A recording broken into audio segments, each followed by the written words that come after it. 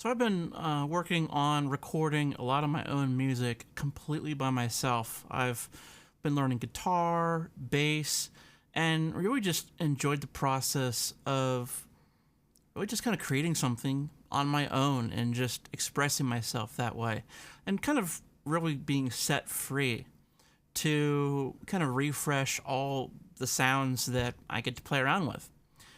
And man, I'm just blown away by some of the kind of roomy drum sounds that I was getting with this song here. And I was just reminded about how important it is to really start mixing when you record, and that your room, your studio space that is unique to you, that is a part of the instrument. Not apart from the instrument, but a part of the instrument. Okay? So, it is a quality of that sound, and we can adjust the room by moving the mic closer to the source. We get less room. If we want more room, we just move the mic back away from the source. And in this track here, I recorded some kind of percussion stuff, and I had some kind of experimenting on the distance. And sometimes it was too close, sometimes it was too far. And I want to just really emphasize and encourage you, the next time you set up some mics, really play around with the ratio of the direct sound to the reflected sound from walls, ceilings, and floors. And it's really just a ratio of distance. So if you start to compress like a vocal track, maybe it was, maybe it was just right, or maybe there was too much room that comes into your track. And you really only notice it when you start to compress. And that's why it's so important to get it right when you record. I mean, yeah, you could try like isotope and take out some of the noise in the room, but I'm telling you, just get it right when you record. And you really start mixing on recording day, okay? As you record, you're mixing, okay? Your mic choice, your mic placement, the amount of room versus direct sound, right? All this stuff is mixing. And it's really hard to change it afterwards. So, yeah, this is cool. Let's check it out. Here we go.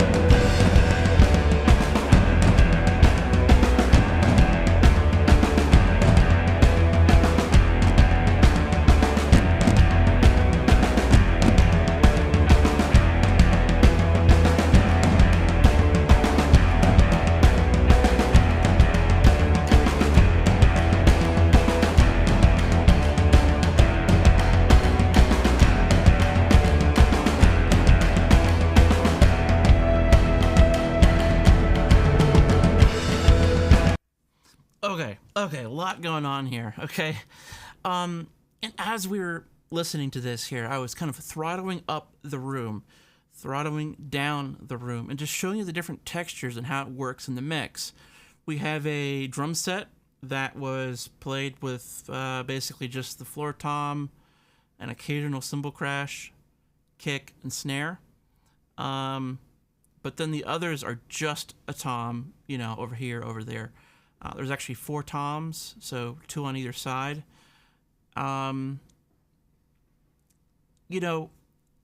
It's about the placement of the mics, but it's also about how hard you hit.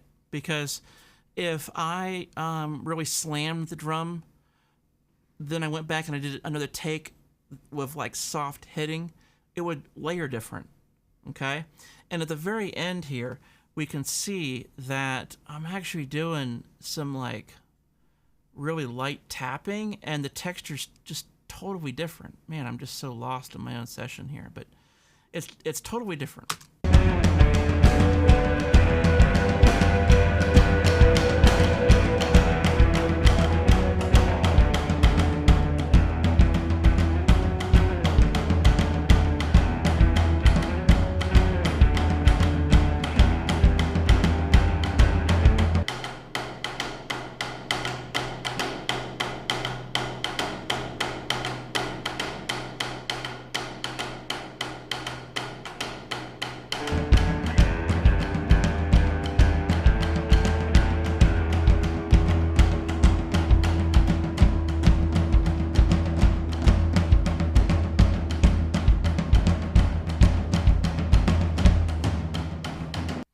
Yeah, I don't even know how I'm ending this song yet. So what I'm kind of doing is, because I'm kind of composing this as I go, what I'm thinking of doing is figuring it out basically in kind of demo mode. And then what I'll do is I'll do a live stream and actually, lay down these parts. Nothing here is terribly hard, so I'm not really worried about like having to perform it again, but it's kind of me figuring out the parts this first time around. So I love the textures that are happening here. And there's no way you could use a plugin to change the texture of how the grip on the stick is done, right? Because what I'm doing is I'm really kind of hitting the floor tom way up high, like almost halfway. And so instead of a high pitch kind of clicking sound, it's more of like a lower pitch kind of woody sound. There's no way you could do that with plugins, okay? You have to do this when you record, okay? You mix while you record. And how you do things as a musician, you're helping that translate through the recording. It's like a vocalist with like fantastic mic technique that kind of knows how to lean in and out of a mic, as long as they do it tastefully. Well, that may mean that you don't have to use as much compression then, right? Or somebody that plays guitar and they're able to kind of push on certain notes and get a little more distortion on those notes. There's no way you could use plugins for that. So you have to mix from the very beginning. And of course, we can keep going back and just say the arrangement is the first part that we actually mix. A lot of mixing issues can be fixed with the arrangement. Like here, I have a synth melody part that is struggling to cut through the mix. It's probably in the wrong octave, okay? So it's an arrangement issue. And that's the kind of stuff that I'm talking about. It's like, okay, are these guitar voicings appropriate? Is the register appropriate? Is there a reason why it's not mixing very well? Oh, okay. We should shift this up and move this instrument down. Okay, so, yeah, let's check some of this out. I'll show you around some of these songs here. Let's see here. Let's check out the tom on the kit versus the toms on the percussion tracks.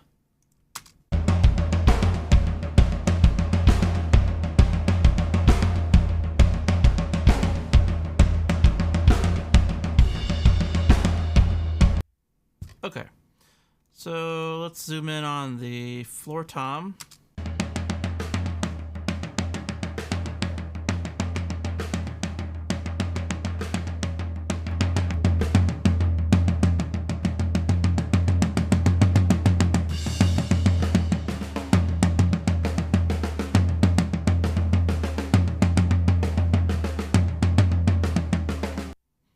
Okay, so that's the naked sound, okay? It's actually a pretty good raw sound because it's the Tom mic by Loughton Audio. And then on the under, I haven't even talked about this, on the under is actually the Loughton Audio 308, the LS 308. And what this does is it just really captures, when you put these together, flip polarity, it really captures the low end and you don't get any cymbal bleed down there.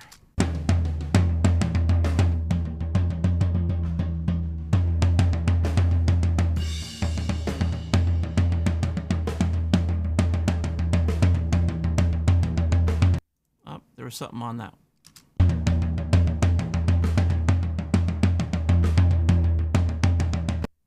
So, you know, if we needed more low end, we could certainly have more. However, I like to advocate that if you do the drums right, you have more low end than you know what to do with, and you start to have to kind of shave some off. It's all about the phase relationships and making sure that all the mics are working together. Okay, we don't want them fighting, okay? We want them working together. So, you may have heard me talk about the 3 zones. We have close, medium, and far. We have our close mics, we have our overheads, which are medium, and we have far, which is our room. And we really want to stick to those zones. As soon as you go outside those zones, you know, we're talking like 12 inches from a drum. Now all of a sudden you're picking up multiple drums, okay? So that can be a little bit of an issue. You start flipping stuff around to get it sounding strong, and you know, maybe like a crotch mic or a front mic for the kit. All of a sudden you flip it and it makes the snare sound better, but then it kills something else of the kit. So stick to the 3 zones, you'll be fine. But yeah, you know, this floor tom, it's right over the drum, okay? This is kind of the standard stuff, okay? Like, I don't know, 3 fingers. You know, it's over the rim, 3 fingers, put the mic. Okay, that's all it is. Now, this is different than, if I can find it, it's the Tom Double 2.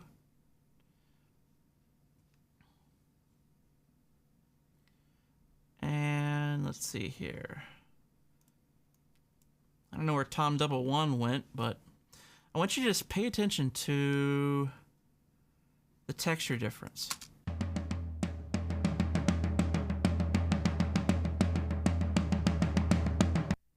Turn this off.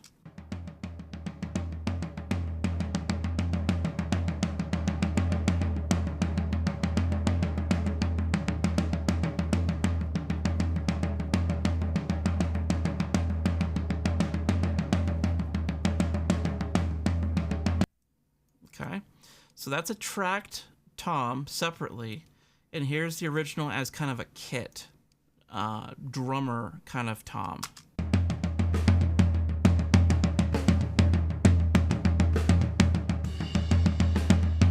Okay, so there's a difference there, and the biggest difference is the distance, okay? The drummer type tom is pretty close to the drum, but that percussion type tom, what I did is I have a distance of about this much, okay? It's an M201 Bayer Dynamic, and I use that intentionally. It's a pretty quick dynamic mic. It doesn't have a ton of low end. It's very balanced, though. It behaves almost like a ribbon mic, okay? It's quicker than a dynamic, but kind of like a ribbon. It doesn't have a ton of low end. Perfect for high tom, but doesn't have a ton, so I usually don't use it on floor tom. However, for this, I'm mixing as I track, and I said, you know, there's going to be a ton of crap on this song. I got to make sure that I don't put too much low end. I'm going to choose a mic suitable for layering, and I'm going to add some distance. It's kind of like if you want to record background vocals, do the background vocals have to be right up on the mic? Because that's probably what the lead vocal is doing, is it's right on the mic, really dry. Now, I'm not talking about like roominess. I'm just talking about the proximity effect, the the dynamics are super punchy because they're right on the mic. What if you back off the mic a foot? Now all of a sudden you have a kind of a natural compression happening. You have a little bit of a lessening of those lows. If you add some muffling in the room, sound panels, whatever, blankets, curtains, you can actually do a really nice layered vocal just by backing off the mic. Okay? So again, back to our theme, we're mixing while we record. Okay? So, with the toms here, I just backed off the mic a little bit, got a different sound, and man, it still sounds very direct, compared to like the other stuff. It's, it pokes through the mix really well.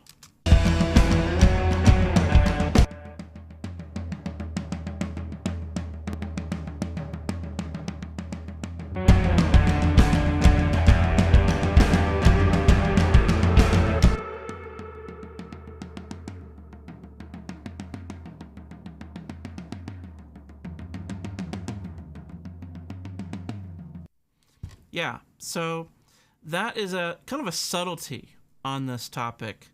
Then a more kind of obvious example, we have the room sounds of these toms. We have the room sounds of the drum kit. And we could kind of swap which one gets the roomy sound, which one gets the more direct sound. And honestly, I'm not really sure which it should be at this point, but let me know if you have a good idea.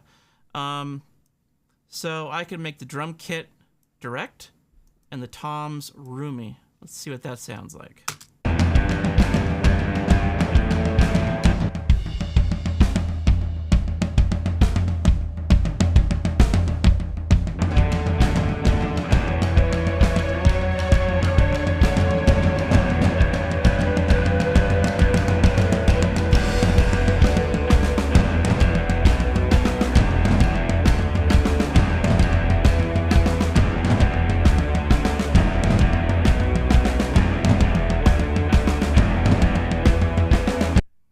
Okay, now let's do the opposite. This is why texture is so important. This is really only something you can get with mic placement.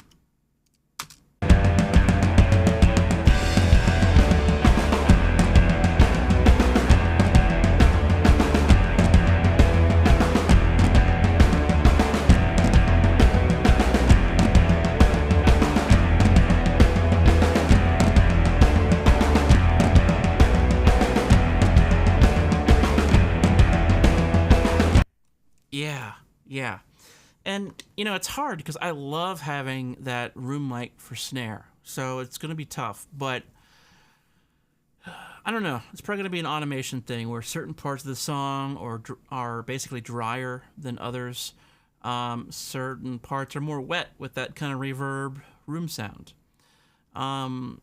If you can't do a big room sound in kind of the biggest room of your house, the living room, wherever, what you can do is just put a mic behind a piece of furniture, block it from seeing direct line of sight to the drums, and then use preferably a pair of mics. Use those mics that are behind furniture and kind of up in a weird place, behind your desk, whatever. That indirect sound, that's what you use to send to a short room reverb to get a kind of a fake room sound. So that's kind of the best tip I have. If you have a small room, do that trick. Just stash your mic somewhere and then use that to create a fake drum reverb. So yeah, let's there's a click drumsticks And I wanted to show you the difference in close versus far. And there was a point where I kind of, like, this was, there's one of these that was just too far away.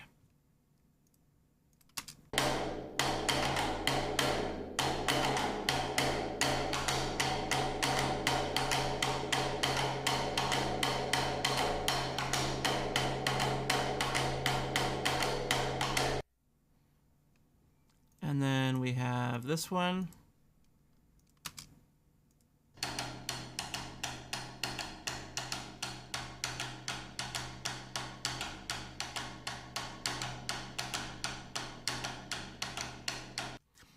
Yeah, so there's a couple of things that happen that are subtle. Again, you cannot do this. You could try. You could try to do it in plugins, okay? But it is so much easier if you just do it when you record, okay? Example one was more roomy, and it was more narrow. And then as we move a stereo configuration, XY, ORT, whatever, okay? You move a pair of mics in, what's it going to do? The drum set is going to get closer, and now all of a sudden it's wider, okay? It's kind of like sitting in the front row of a movie theater, okay? And you could do it at home too. You could just, you know, smash your face into the screen and have a big movie theater experience, but it's not quite the same, right? But yeah, that's kind of what we're doing, is we are increasing the stereo image and we're dialing down the sound of the room. A step further could be, okay, we like the stereo image a little bit more narrow. We like that kind of vibe that it has, but it's a little bit too bright and splatty. So then what we can do is we can get some of these packing blankets behind me and just, you know, clip them up, and all of a sudden we've EQ'd the room, okay? And then now we don't have to mess with it later. If we mess with it later, then we're adding phase shift, or using a linear EQ, we are just going to mess up the transients.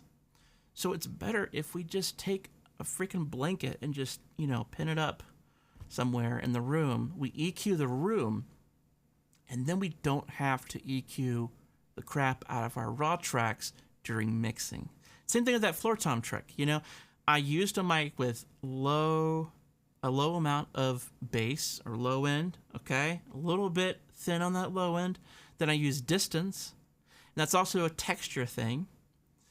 And then I kind of knew, okay, I'm building this along with that drum kit floor tom, which is right up close. So there's multiple kind of layers going on here. And when I do that, then I don't have to really thin out, you know, a ton of that mic. Okay, it's like recording guitars with the tone that works for the mix instead of doing it later.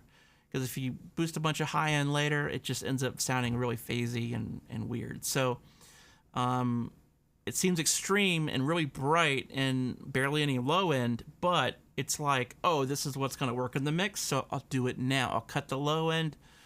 I'll do some other things that are appropriate in the context of the mix, you see?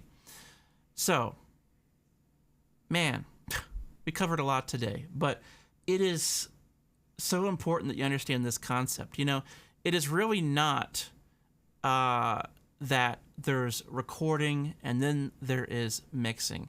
It really isn't like that, you know? We have the organic recording method. This is something that I came up with to really kind of break down what's happening here. And we have the musician, room, and sound, those three elements, okay? With musician, we can coach the musician on those drumsticks, right? On, like, you know, gripping it a little different for different sound, okay? Like little things like that really change how the recording sounds, right? Get the drummer to do a rim shot or not, right? The choices they make affect how it's mixed. Then we have room, which is what we covered a lot today. You know, something like reamping your room, like a vocal reverb, you know? If your drum mic's already set up, you got your overheads in there, just put a speaker turn on your overheads. Now all of a sudden, you have a real reverb for mixing. We talked about using distance today, so close, medium, far, and we used really close and medium, and then we used the far with the room mics on those stick clicks. And then finally, we talked about using fewer steps, so less EQ, the better, and using real sounds. There's just so much to unpack here. You can get this down below. It's a whole diagram, and it's outlined for you in a traditional outline, so if you don't want to look at some crazy picture. But I have people that love the picture, so yeah, the organic recording method. Out now. You can find it in the description below. I hope this was helpful. Remember, you are mixing when you record. It starts when you set up the mics. I'll see you next time.